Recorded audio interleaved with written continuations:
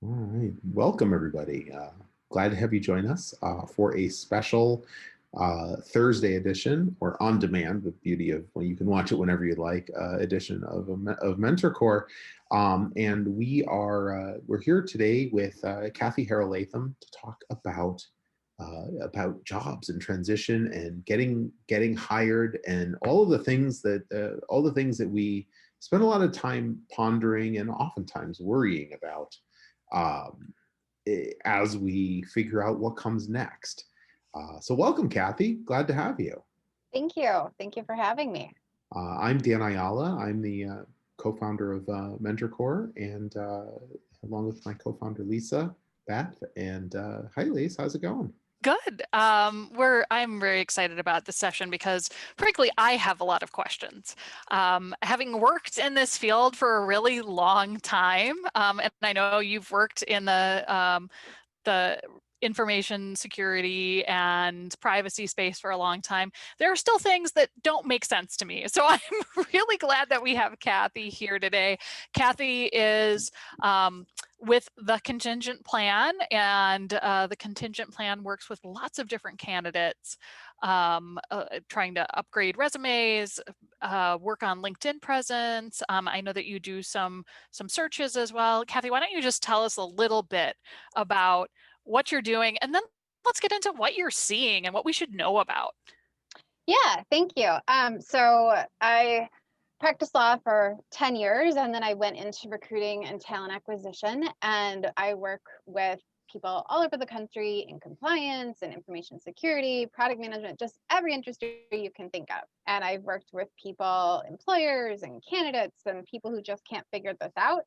And the real issue is there's a lot of problems, right? It's not just 2020, it's the technology, the way we do things, and just the lack of information and how we understand things. So that's what I hope we can cover today. Just kind of get into it. Sounds Sounds great. like a great thing. So I'm going to go ahead and share my screen here.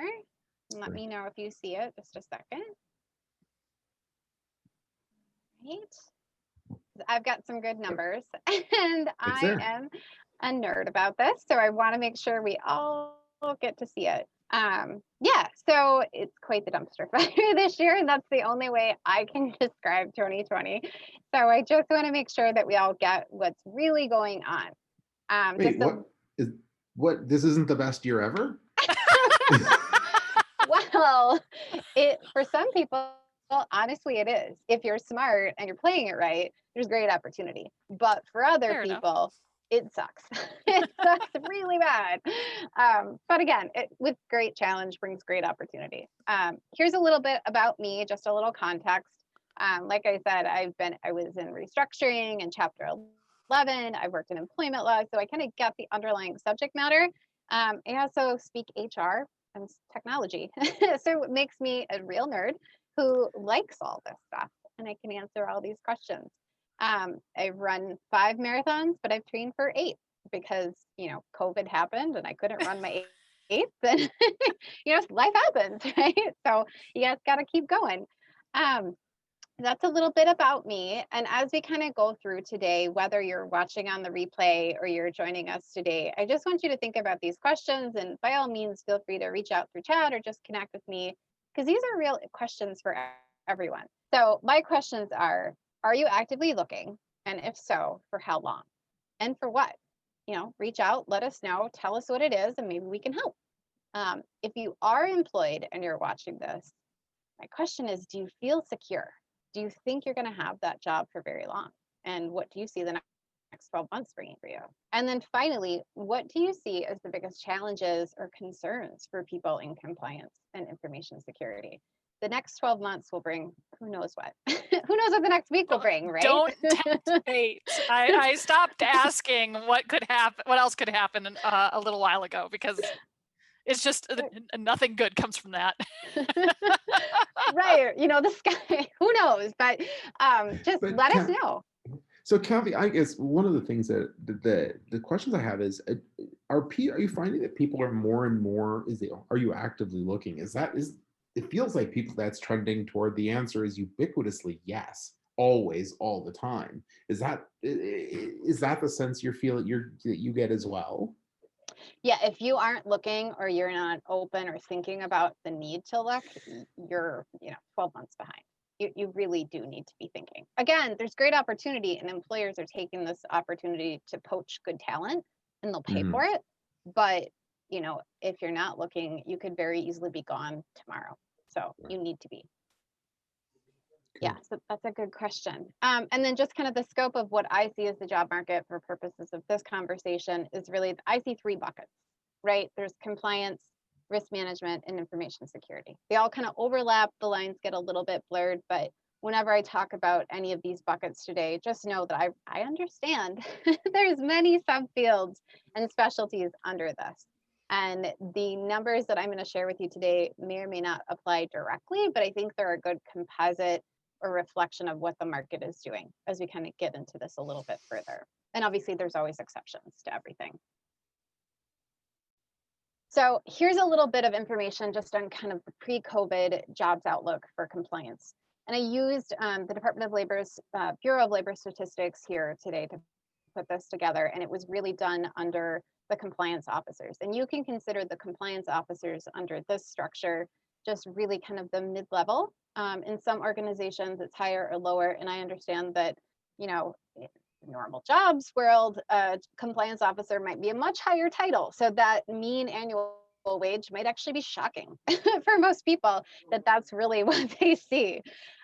What I found was really interesting when I looked at this was that compliance officers are getting older. They're getting a lot older. So if you look and see that, the percentage of all compliance officers out there in the United States that are ages 45 to 54, they now reflect about 30% of the workforce. That is up 50% in 2 years. 50% increase. We're aging. Very much. Yeah. Is that because people coming into the field are coming in older, or is this a natural progression and that was all a population that has grown along with the field? Well, I think part of it is definitely compliance came onto the map about 20 years ago. That's when everybody started. That's when everybody started and everybody's on an equal playing field. So I'm not surprised that, we're getting more and more 45 to 54-year-olds. And frankly, most kids are not like, I want to grow up to be a compliance officer. So it's not as appealing for the 25 to 34-year-old crew. Right. And that's why it's down. It's been down 10% in the last 2 years because there just aren't the jobs there. And there's just not the interest to go in that direction. And I also think it's interesting that, of all the compliance professionals, about 60% are women, which. Yeah. And they came out with a study that said, even though there are more women in compliance, women are still making 17 cents less per dollar than their male compliance counterparts, which was like mind blown. How can we be like the majority and then still have huge pay equity issues? Right. And then again, it's about 80% white people in compliance, which is not shocking, but it kind of is given the impetus in hiring right now. So if you look on the other side, if you look at information security, a lot more people in this field, and the information security analyst, again, kind of the mid-level, not CIO, not, lowest level, but mid-level, just to kind of show a reflection of that. What's interesting here is they are not aging up. The age is actually going down. So we're seeing a lot. And so are the number of women. Yes. It's a very toxic field. There's a lot of research on the toxicity in information security right now. Yes, you make more, you don't hire women, and it's, again, almost all white. So lack of diversity. And it's actually not, it actually extends further down than just hiring of women. It has to do with women in fields, women in educational programs and academic programs that are feeders to this. They never want to come in. We don't get them in the applicant pools. We have a problem. And as a recruiter working on the outside, I repeatedly hear how they really would like to see more women's resumes for these types of roles. And it's really hard to find those candidates, but when you do, they're immediately fast-tracked if they hit the basic qualifications. So again, if you're thinking about what does the rest of 2020 leave for me and what does my career look like going forward, if you can position yourself in this direction, you can command a higher salary because you are a valuable asset. As people are making a push towards social justice and diversity and inclusion in the next couple of years, to think strategically about that going forward. So these numbers are really helpful from that perspective. The salaries are going up. The demand is going up across the board. Compliance is still growing in terms of who's being hired, but the salary is not in the same proportion. And then again, kind of pre-COVID, just what the trends were that we saw, it was just, quite frankly, if you're good talent, you had options. You could find a job within a couple months. It wasn't that challenging.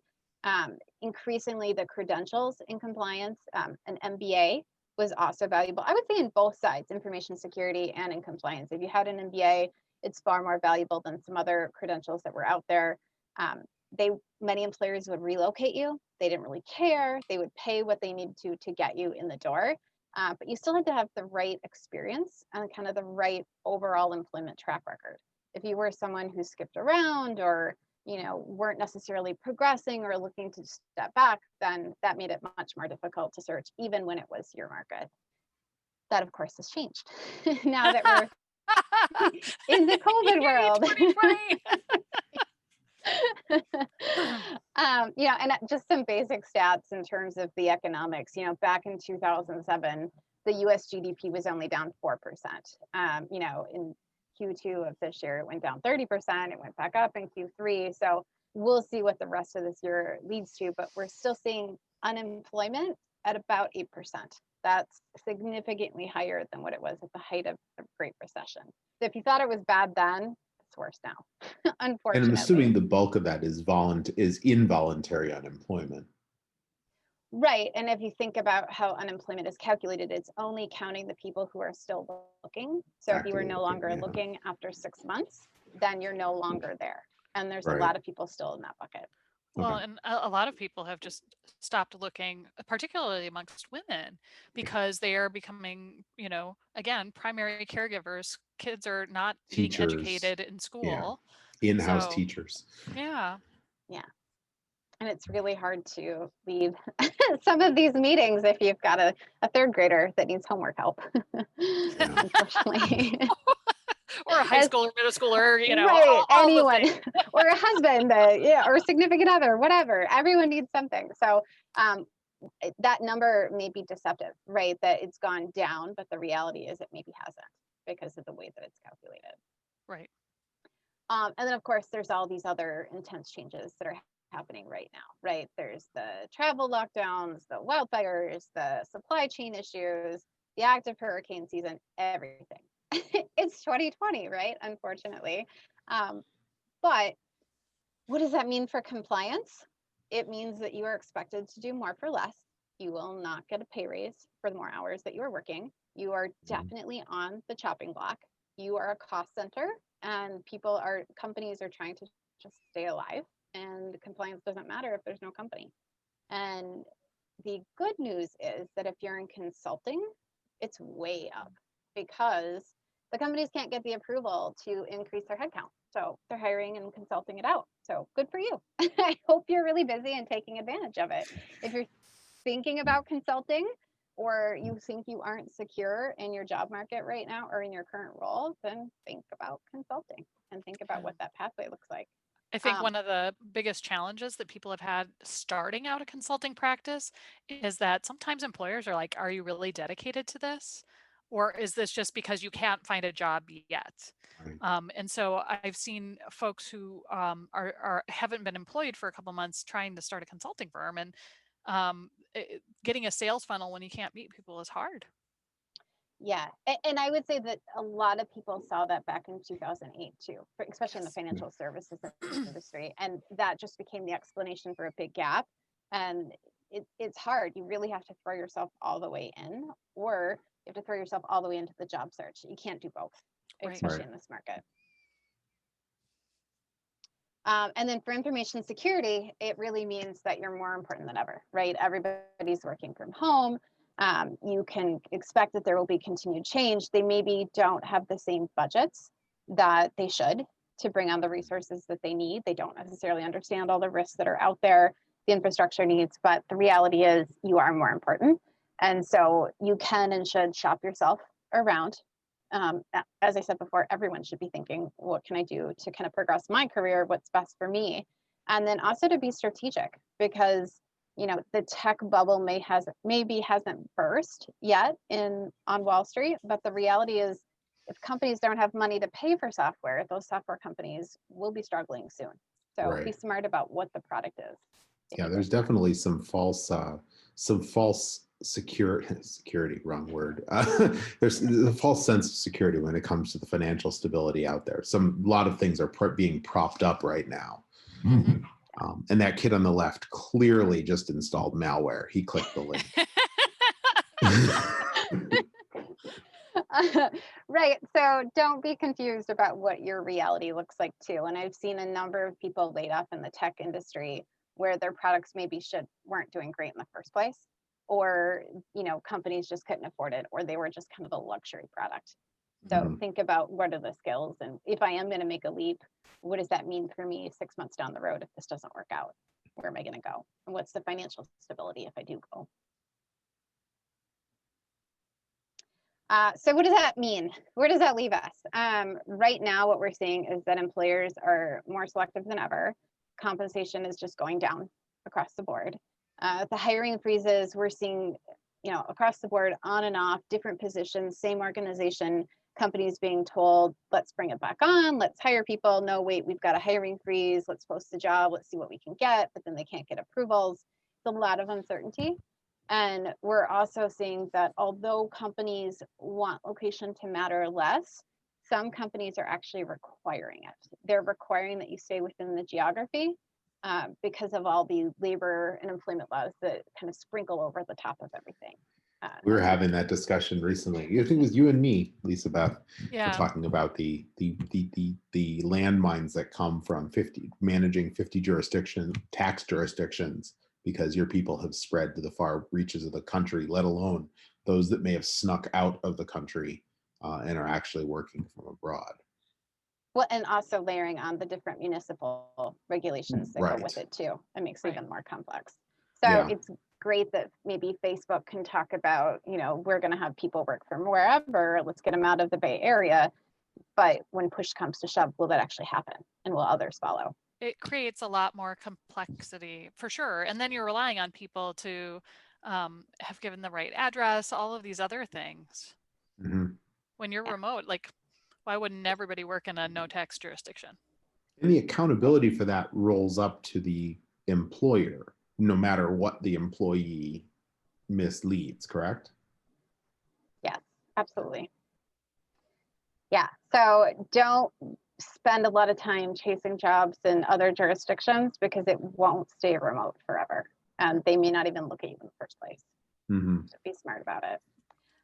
Also, what we're seeing is that some of these certifications mean more, and that because employers are being more selective just overall, because they can with the volume, they're thinking about can you check every single box? Where before they would just kind of be okay with it. Now it's, well, do you check every box in order to go on?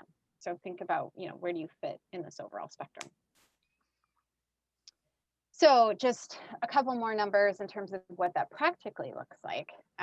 Response time to candidates right now, just across the board, is about 33 to 50% slower than what it was pre-COVID. So if an employer was taking 1 to 2 weeks, they're now taking 2 to 4 weeks in responding, even that initial response to candidates, let alone because of volume, or because of, I don't have to rush back.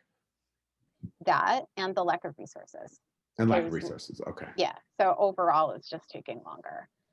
We've seen about a 300% increase in applications for jobs, which is why they're being more selective, right? Because they can be.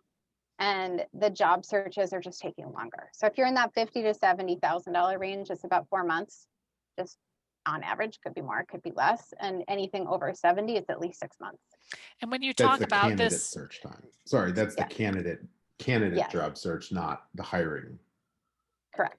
So when you're talking about 4 months or about 6 months, let's talk about what you mean by that in terms of, is this the candidate that is dedicating all of their effort to job searching, or is this somebody who's, putting out 1 or 2 resumes a week?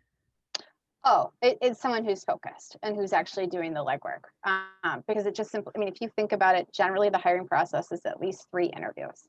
Putting 2 to 3 weeks between that with a month starting point, that's easily 3 months. Someone who's just putting out one resume here and there, they're at least double that time frame. That's not going to work. And you know, the hiring rate through job boards, even before COVID, was about 11% of all hires were made by people just coldly submitting their resume through a job board. That's not much. And then if you look at people who've gotten referrals, whether through an employee or through a recruiter or through some other avenue, that's about 40% of all hires. So what's the rest? There's 49% missing. Is Right? it I know a guy or? Well, there's different avenues, right? And so in some, there's a percentage that goes in there that goes to people already in the database, right? So we're not coming in cold. So if, you know, it's a big company that's been around for a long time, they've got a huge database and they're constantly culling through it. They're looking and they're also comparing. And some of those people come in through referrals. There's different databases for referrals versus cold. And then, you know, there's other avenues in which people come in. But I thought that was shocking. If you just search Indeed or ZipRecruiter, apply to a job, you maybe have an 11% chance. Well, it reinforces the notion of it's not Networks. about what you know, it's about who you know.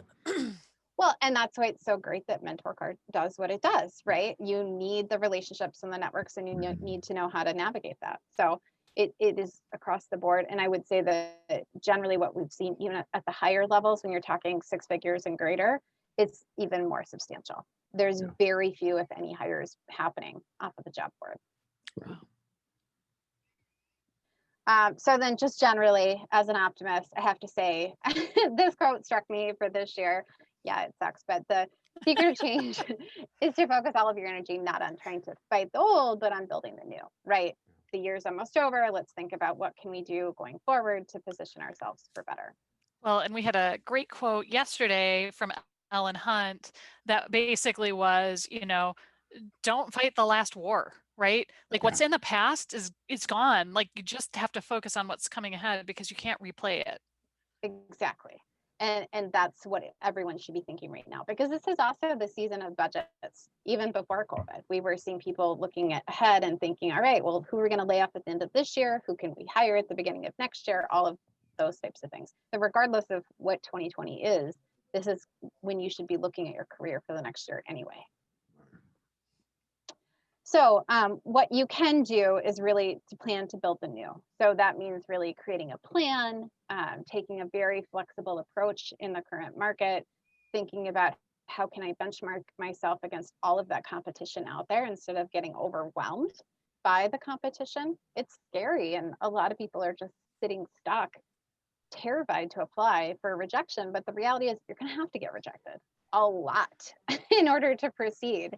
And you're going to have to be ignored by all of your contacts before you find that one person who can actually help you. And you just really have to persist.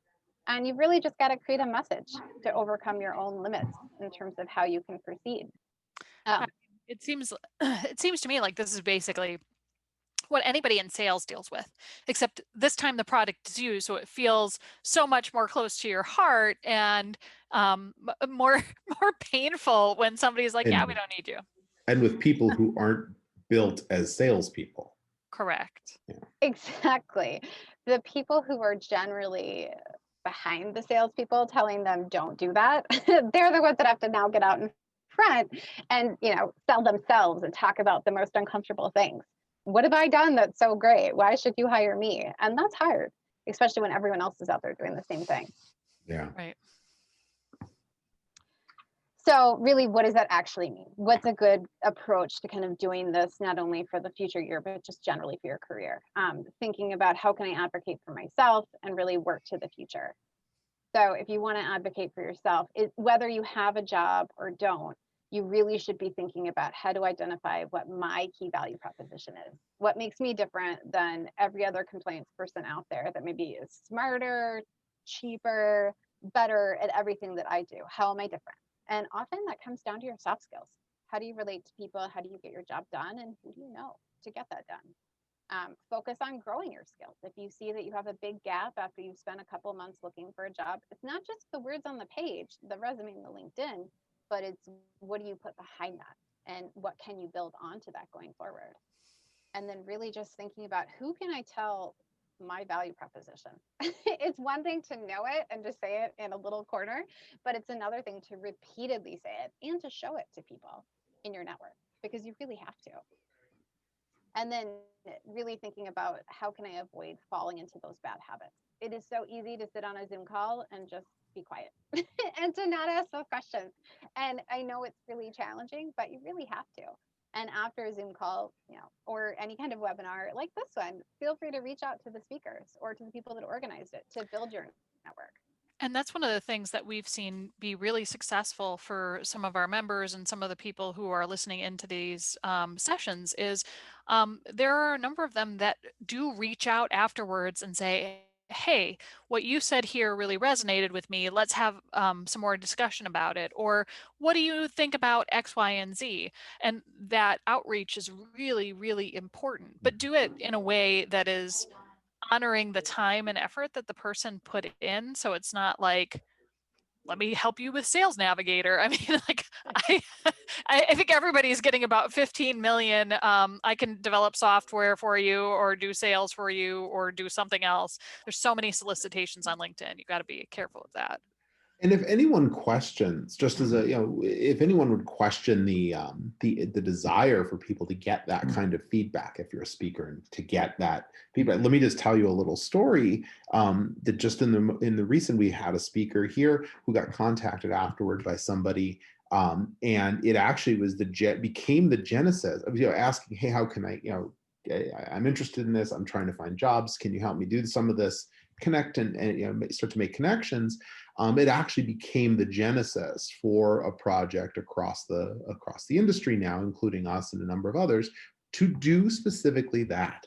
That is how moved the person who received this was about the idea of helping others. So please, if you have any questions in your heart about whether or not to actually reach out and say, Kathy, I know you know this person, I know you're in this field, can you help me get into this space? Or Dan or Lisa Beth or anyone, go make that, because one, they're probably very excited to receive it.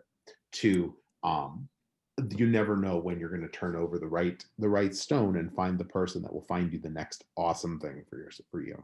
Yeah. And that's exactly true. I'll tell you that when I graduated law school, I relocated to a different state. I knew nobody, and nobody had heard of my law school. And I was there, and I had to do that. I had to go out and meet people. And granted, it was 2006, and I could go out and have coffee or beer or whatever. But I did that every week with people I'd never met before, and it was incredibly awkward, but it was so worth it. And I ended up getting introductions and got a job. And I wouldn't have otherwise, and it would have taken me much longer. So I know it works. I know it's awkward, but it's really what has to happen. I can vouch for it. I know Lisa Beth can vouch for it. It's the way. Yeah, absolutely. Other things to think about too is really working for the future. It's not enough to just have 50 years or 20 years of experience in whatever. You have to think about what are the skills that people are looking for going forward in my career. And although I had a really unique job before, that doesn't exist anywhere else. And how can I position myself for the future? So one thing is to look for those projects within your current role, if you have one, to gain experience and skills in those areas. If not, look for the types of jobs or consulting roles or attempt to hire positions where you can gain these experiences. So here are some of the high demand skills and industries that people are looking for right now in compliance and information security. I mean, the one thing I'm seeing in compliance is that it's increasingly tech driven. It's a lot of sampling. It's a lot of blending between the technology and the people. It's less about program design, and it's more about just, how can we get this done as cheaply as possible, which maybe isn't new, right? But it's thinking about how do we do this faster and standardize it across the board. And that is really shifting the way that compliance people think. Kathy, you made a comment about taking entry-level jobs or some things that, and it just sparked the question about people at different levels taking a job that may be at a different level that they're at as they're making a move to perhaps a new field, a new area. And sorry. And in order to do this, it might mean stepping down from a level that they're at now, and that brings some fear of perception, fear of maybe not being able to re-achieve it. Any advice on how to on that particular thing, especially as you're trying to move into maybe one of these topic areas that isn't where you come from? You have to take the step down. If you're coming from a director level in a very traditional organization and you're trying to switch industries or switch your niche area, you have to step back. And the question in every interview will be, well, why do you want to go back from a director level to a manager level? Or why do you want to go from manager to specialist? And you have to have a really good story about that. And then the next question is always going to be, well, why do you think you can do this? If you've done all of this over here in financial services, why do you think you can be in medical devices? And you have to answer that. And the answer is, quite frankly, to an HR person, well, I get the process, I get the rules, I get the logic behind it. It's really not that different. They don't know that because they're told by the hiring manager, oh, I really want someone with compliance experience in manufacturing settings dealing with China. And then the question is, okay, but don't you deal with other countries and all these other things? And, is manufacturing really that different? And the answer is no, not really. It's just all in how you present it, and are you using the right keywords on your resume so you can get past those blockers, and then really creating the right credibility. And, to take that step back, you sometimes just have to think about the concepts underneath and really, not just can I get this additional experience to kind of build my career for the future, but can I take the pay cut? Can I really afford to do this?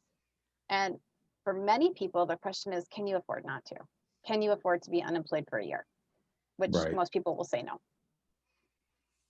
So it's thinking about that too. Yeah.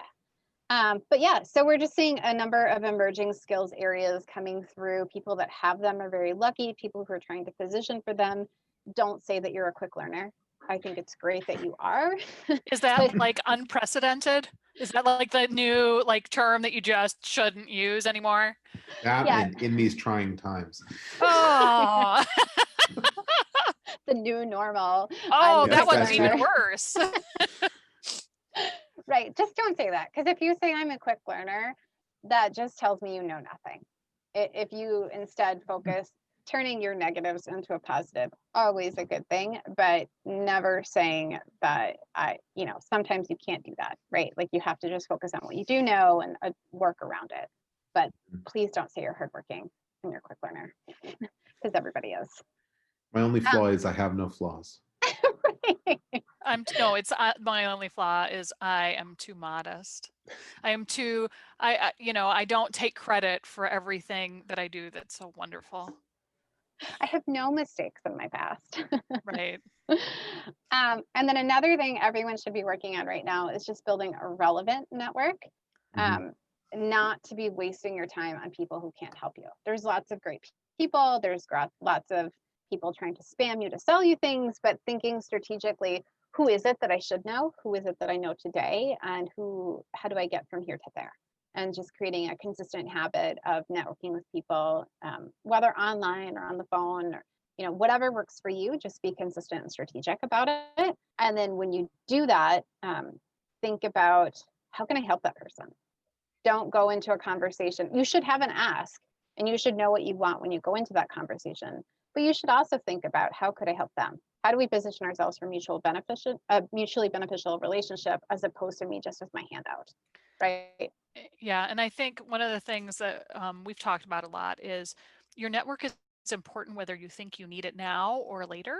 If your first thing to do is to go in with an ask, that's more transactional than it is anything else. So you should have a relationship, because those are the ones that end up really helping you in the long term, rather than just I might help you, but you got to help me too. Right. It's all in how you position the ask and why you're asking it. And if you are asking because the job was posted yesterday at the company you want to work for, and you just met this person on LinkedIn because they just connected, don't ask them for help. Or if you do, at least do it openly. Right. Transparency. Yes, it actually really does matter. So here are the stats. There's 100 million job applications on LinkedIn every single month, just 100 Wow. million. There are 20 million job postings. So do that math. Then if you go down even further, only 4 million are hired. 4% are hired off of LinkedIn. Wow. So if you're just hitting easy apply, thinking, I'm going to apply to 50 jobs today, you are wasting your time, literally. Wow. That is the wrong way to use LinkedIn. You need to think about instead looking at the job posting, for example, and seeing, well, has the job poster been identified? Who can I contact that person and send them an That email? sounds like so much more work than easy apply. Right. But if you spend 20 minutes doing it the right way, you might get an interview in 2 weeks instead of never. LinkedIn is really a good research tool. It is a tool in your toolkit. It is not the only tool, nor is any job board, quite frankly. You should probably not be applying to jobs on LinkedIn unless you have to, meaning that the job is not posted on the employer's job page in the first place. That's where you can ensure that your information gets through, it's mapped properly in the applicant tracking system. If you're just applying on LinkedIn, you're making a big mistake because it's a job aggregator, meaning that all of these job boards like Indeed and Glassdoor and ZipRecruiter, companies come to them, they post a job. The job gets pushed out to hundreds of job boards, including LinkedIn. Oh, wow. They don't pull the job back, which means that one, the job could be stale on LinkedIn in the first place or wherever else you found it. And two, that wherever it ends up isn't necessarily integrated with the employer's job or with their applicant tracking system. So if I'm an employer and I'm integrated with Indeed, for example, I may not be integrated with the LinkedIn aspects of the recruiting portion there. So I am pulling the candidates from Indeed, but I'm not pulling the candidates from LinkedIn. I may never even see your application in the first place. This is true on any aggregators. So what you're saying is that just because it says easy apply, it just says apply here and you go into it, it doesn't necessarily mean that it's actually getting back to the employer. Doesn't even mean it's a real job anymore. It might have been closed. That's definitely something for people to consider. Yeah. So again, it's a research tool, right? It's an advertising network where there's a lot of programmatic advertising, and you should use it for what it is, but not only use it. Here's some other key stats to know as you're using LinkedIn. I know there's a lot of numbers here, and I did that on purpose because when you go back and look at this, I think it will be helpful. But if you're using LinkedIn as a research tool or as a networking tool, here's what you should really know about who you're reaching out to and who you're connecting with. If you're in the US, 40% of all users on LinkedIn are from the US. We use it pretty broadly, and we use it a lot, more so than other countries. China and the UK are pretty large as well. And so for companies that are bigger, or maybe if you're one of the Americans talking about leaving in light of everything, think about where you're going and who you can connect with and how they use LinkedIn. Other stats to think about here too is that 51% of all US college graduates are on LinkedIn, but they're only 25% of the LinkedIn users. Which is weird, right? I mean, you would think that it would be a little bit more proportional, but that tells me that most people on LinkedIn are college graduates. And so that also tells me as a recruiter, if college graduation is a requirement for this job, I'm probably gonna, look at the person's LinkedIn to see if they're a real person and to see if they're qualified for this job. Meanwhile, all the technology stuff I can do on the back end, scraping your data and analyzing you and your profile as well. You make it sound so kind and friendly. The reality is there's a lot of data out there, right? And 57% of all LinkedIn users are male, and they are also a large reflection of a lot of senior decision makers within their organization. So if you're looking to connect with a senior decision maker, or you're looking to connect with someone who's an influencer at an organization and you don't know anyone, chances are they're probably on LinkedIn. They are probably male, and they probably make over $75,000. That's the basic numbers. And so you'll also see that if you're not on LinkedIn, or if you thought that LinkedIn really wasn't that important in terms of building your network, one, you're wrong. And two, no one is really, very few people are actually looking at your profile. They're on there for short periods of time every month, looking at what their network's doing, they're looking at the economy, they're looking at jobs, and most people use, I think it's something like 50% of all CEOs or higher level executives are using LinkedIn as a trusted source of news and as a place to get information about their business and their industry. So that's how you can, as a job seeker and just for your career in general, you can post content on there and network with people as an expert, and they'll reach out to you through that. And just interestingly, 27% increase in LinkedIn use in 2020. People are looking for jobs. Well, I feel that. Coincidence? I think not. I feel that. Yeah. It's kind of funny though. It feels like LinkedIn went and became much more like Facebook and social media-ish. It felt like before 2020, like you'd get really high quality content. There wasn't as much kind of spammy inbox emailing. And now it feels like it's out of control. And there's a lot of people who are oversharing volumes of stuff on LinkedIn, which didn't seem to be the case before 2020. That's really true. Yeah. And I was just going to say, what we're also seeing is that's probably because people who were never on LinkedIn before are on it now, and they're using it wrong. They're not staying on brand with what they want to do. They're just talking about how bad it is, election or, the lack of jobs, all that stuff, and stuff you really don't want your employers to see. You really shouldn't be posting it there. Right. The other thing I'd say from these numbers are if you're looking to want to become available to people, maybe you're not a job seeker, maybe you are a manager, a leader, and you want to give back to the community and you're not using LinkedIn actively, this is a place where people are going to go to try and find you, to be able to connect. And it's a way that you can help others come into the field. I know in security, we're always talking about how do we bring more people into this field, because we desperately need them.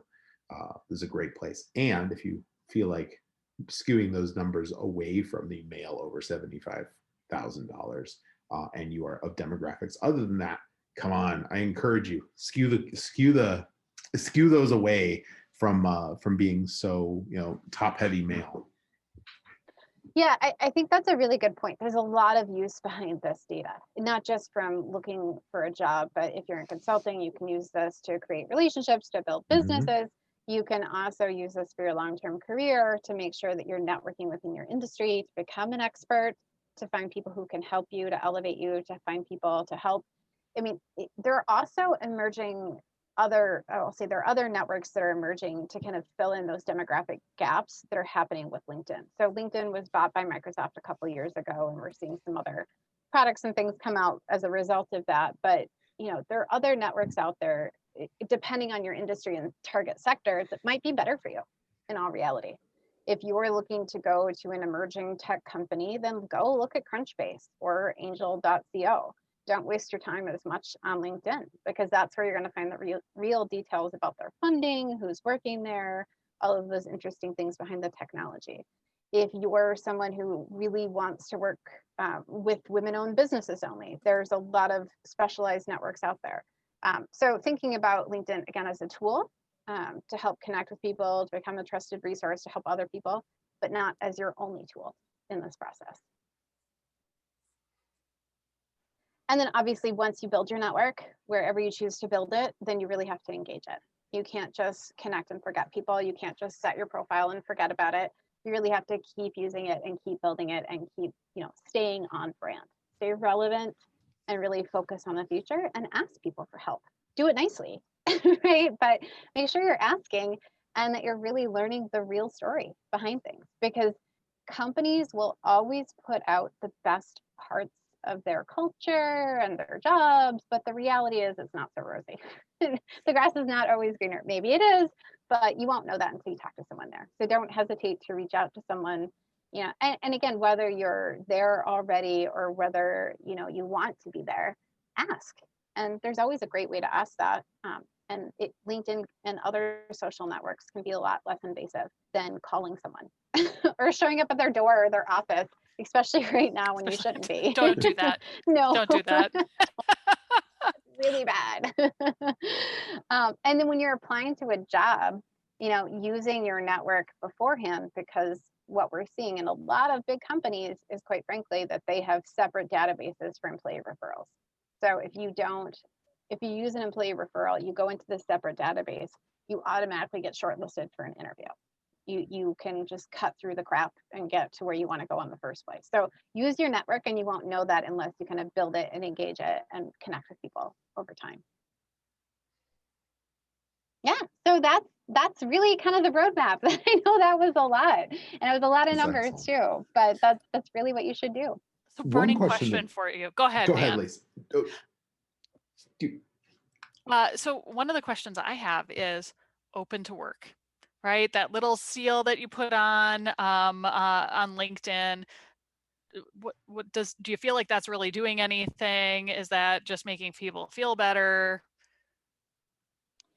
So that doesn't help you at all. At all. Good to know. Well, if you think about it, the employer is hiring people because that person can do a job and they have a specific need. And some organizations early on in the pandemic wanted to hire people who were impacted by COVID, and they wanted to put people back to work. But now that's not the case.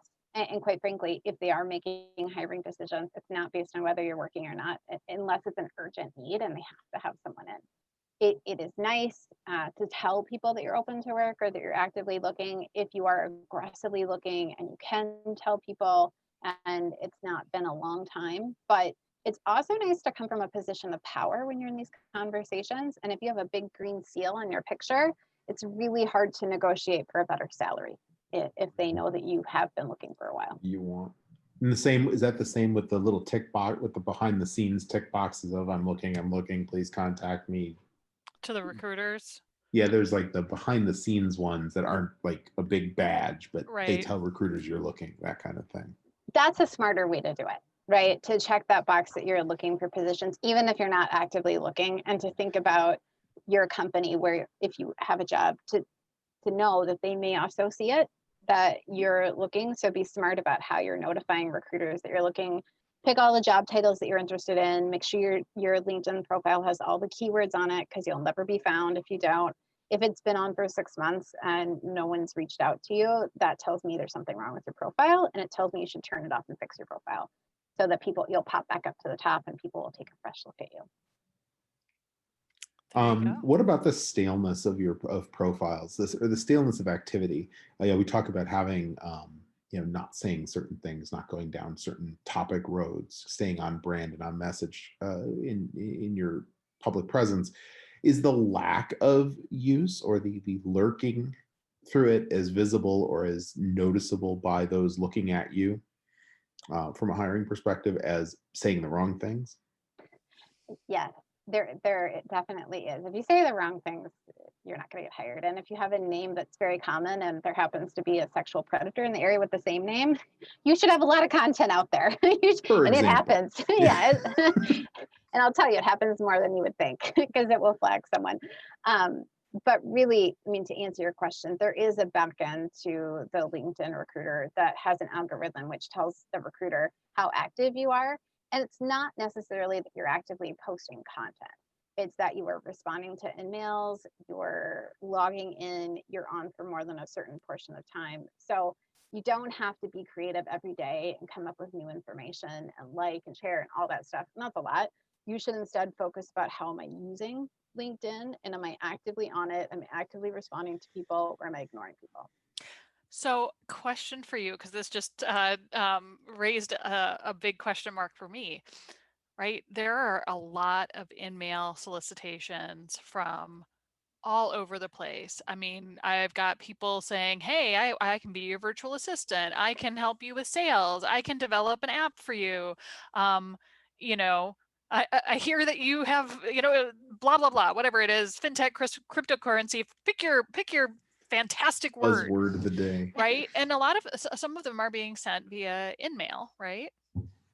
And I know that there's been a tendency, because specifically in information security and to some extent in compliance, you get these unsolicited emails and you're like, I'm just not even going to bother. Is the better answer, say, no thanks, not interested, and just send something out?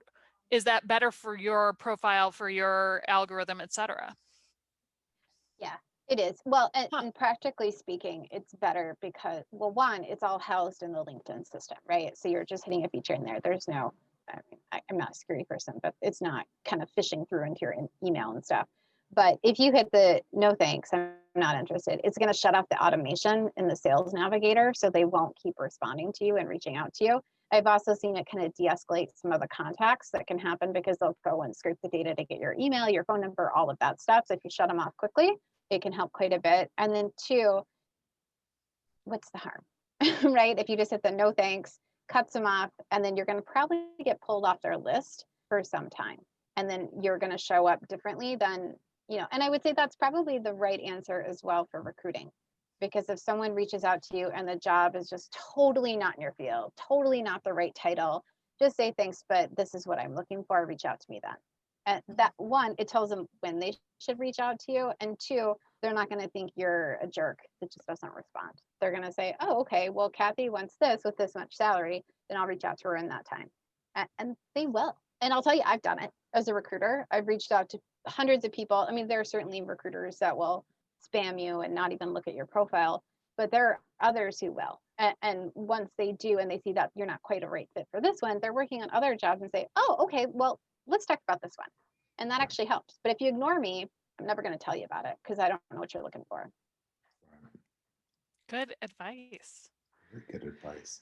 So I know we are up at getting close to the end of our time, and we always ask people to tell us what the best advice is that they ever got from a mentor. So my question for you is, what's the best advice you've ever gotten from a mentor? The time you're spending right now is an investment in your future. So you may not make as much as you want to, but you will get a higher return in the long run. I love that. And I was told that as an associate attorney who was working too many hours and was told, right along with, I'm sorry, this is all we can pay you right now. And then 6 months later, I found a new job because I put the time into myself and I was able to do so. And I was making double. There you go. Well, I think that's fantastic advice. I'm sure that, if people have questions, they should reach out to you. Kathy is an expert in this field, and we're just so thrilled that you were able to join us today. Yeah, thank you. Really insightful. Yeah, thank you very much, Kathy. It was really insightful and enlightening, and I think will help a lot of people. Great. Well, thank you. And as always, feel free to reach out if you have any questions.